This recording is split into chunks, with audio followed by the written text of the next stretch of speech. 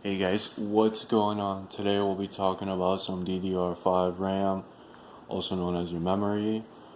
I got this kit by Team Group and it's the T-Force Delta RGB series. As you can see, I got 2 sticks of RAM and both of them are 16 gigabytes each, totaling up to 32 gigabytes, which is pretty sweet, and the speed is 5600 megahertz, which is pretty decent for me. Now, of course, your mileage might vary depending on the games you're planning to play and the applications you're planning to use, and if you're planning to push your computer to the limits and do all that type of fun stuff. Now, some general information about what you need to know about RAM before and after you buy it, or if you're in between thinking about buying it, is that you have to make sure that your RAM is compatible with your motherboard. You don't want to use a motherboard that is compatible with only DDR4.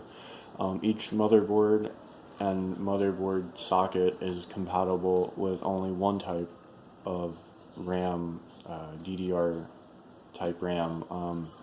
Depending on the motherboard, you'll have to work with and do your homework and figure out if your motherboard is supporting this type of RAM. Now, I'm more familiar with AMD systems, and I know the current AMD socket, AM5, if you will, right? The AM5 platform, it supports DDR5. It's very, very easy, and I really like AMD, not only because they support Linux and free and open source software, and maybe I might, do I want to go with the Linux distro, or maybe I'll just use Windows Media Creation Tool when I build a PC. I'm still not sure. I really like Linux stuff, but honestly, I'd rather have the peace of mind knowing that games and software will work out of the box, and I don't have to babysit my distro and play around with it and read Arch Linux wiki pages or something and look at Reddit and Stack Exchange forums about what people post on how to fix or troubleshoot a problem that they're facing, or a software compatibility issue. You know, with Windows it takes like 2 clicks to do something, open an application and run it. With Linux it takes like the whole weekend of trying to figure out how to run this damn application. So and I mean, Linux is cool though, I guess, if you're dedicated to using it and learning how to use it. But yeah, so obviously make sure that the RAM that you picked up is compatible with your motherboard.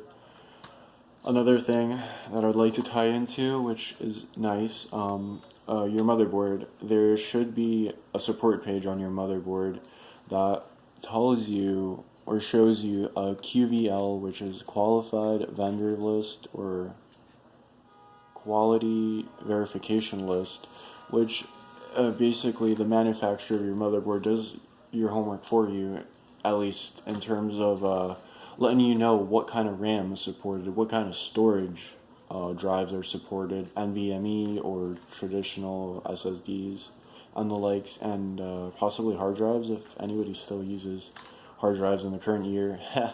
So yeah, you would probably want to punch in this number on your QVL.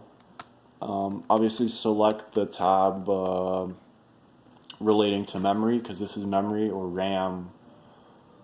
They would probably usually they put memory though, like you want to select the correct tab, because they usually have multiple tabs like storage, memory. Sometimes I've even seen a VGA, or which is a GPU thing. I guess some people need to know if their motherboard is compatible with a particular GPU or something.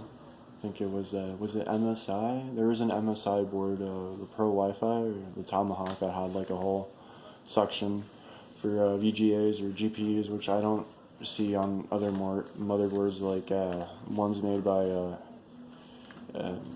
ASRock or Gigabyte, or rather Aorus, however you pronounce that. I'd rather just say Gigabyte.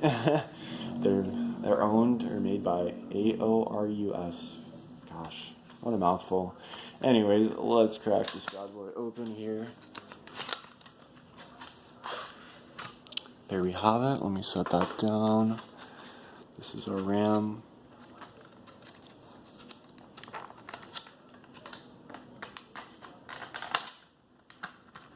One of them open. Yeah. Okay. Yep. Really nice. Feels like a quality RAM stick. Can't wait to put it into my PC and have it up and running and see the cool RGB effects on top. Really, really nice. But yeah, as long as you keep those things in mind, really, you should have no issues. Make sure that your RAM is compatible with your motherboard and that your RAM model number is also on the QVL of your motherboard support page. It's possible that sometimes the manufacturer doesn't update their QVL or doesn't have a particular RAM or storage drive that's on the QVL, but in your case, it's possible it may work, but it's also possible that it may not work. So as a novice PC builder, speaking for myself here, I think I'd rather just go for the peace of mind and security, knowing that this particular model number here is compatible with the B650 live mixer board that I got from AceRock, so I don't have to lose sleep at night and think like, damn, do I start a return process? Do I reach out to someone? Do I ask a friend for help? Like, what do I do? Do I go to a PC repair shop and ask them what's going on? But yeah, guys, as always, thanks for checking out the video. Thanks for dropping a like. Thanks for dropping a comment and a sub. If you do that, that would be wonderful. I'll probably try to upload more videos here as I delve into the PC building realm. I get more acquainted with PC hardware and PC parts. I'm looking to hear from you. If you got something in the comments, I'll be glad to take a look at what you say. So yeah, guys, I'll catch you around on the next episode. Bye.